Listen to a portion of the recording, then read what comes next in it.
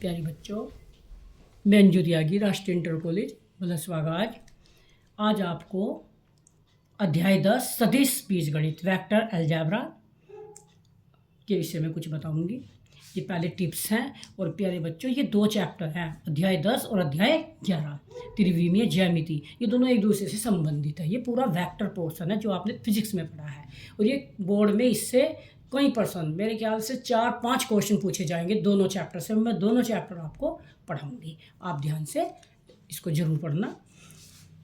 दो सदिश A B, दो सदिशों वेक्टर ए बी तथा वेक्टर बी सी का जो योग होता है वो A B plus B C equal to A C होता है।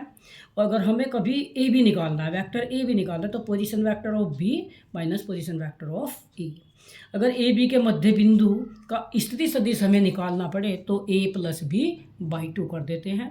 अगर हमें कोई किसी पॉइंट के कोऑर्डिनेट दिए हुए हों, जैसा कि ये पी के ए बी हैं, और हमें ओ पी निकालना है, तो ये ए आई प्लस बी जे।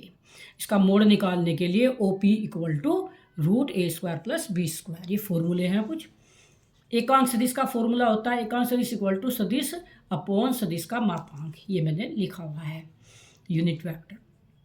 दो सदिशों ए और बी जिनके बीच का कोण थीटा हो, यदि अदिश गुणन की बात चलती है तो A dot B, dot product करेंगे, A dot B equal to A B cos theta, A B cos. इसका मतलब ये है कि इनके मापांक निकालने पड़ेंगे आपको। अगर प्रक्षेप की बात करें तो ए की दिशा में यदि बी का प्रक्षेप है तो ए डॉट बी अपॉन ए, और यदि बी की दिशा में ए का प्रक्षेप है तो A dot B upon B. ध्यान रखना इन फॉर्मूलों को। ए और बी दो सदिशों के बीच यदि कोण थीटा हो तो कॉस थीटा इसी फॉर्मूले से बना हुआ है। Cos theta equal to A dot B upon A B. दो सदिश ए व बी अगर परस्पर लंबवत हो तो आपको A dot B equal to 0 prove करना है।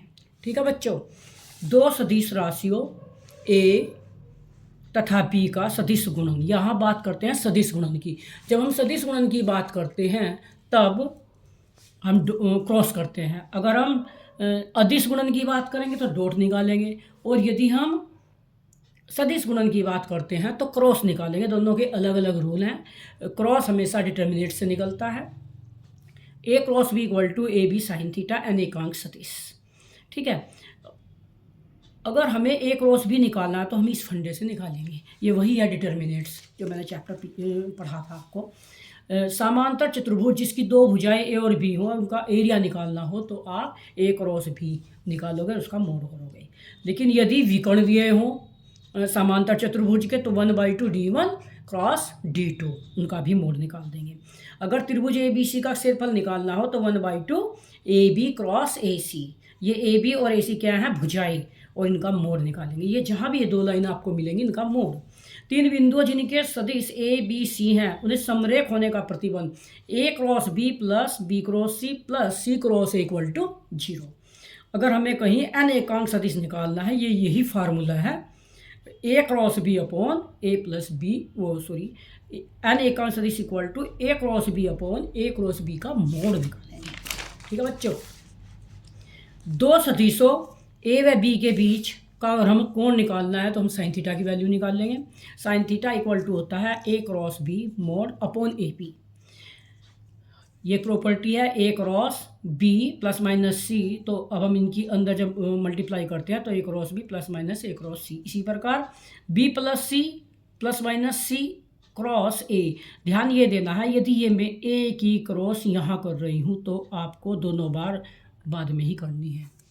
तीन असमरेखीय सदिशों ए बी सी के एक समतलीय होने का पर्याप्त एवं आवश्यक प्रतिबंध। ए बी सी का जो मोड होगा वो 0 होना चाहिए। और ए बी सी कैसे निकाल लोगे? आप डिटर्मिनेट से निकाल लोगे। ए बी सी की आपकी वैल्यू दी हुई होंगी। ठीक है। अब मैं आपको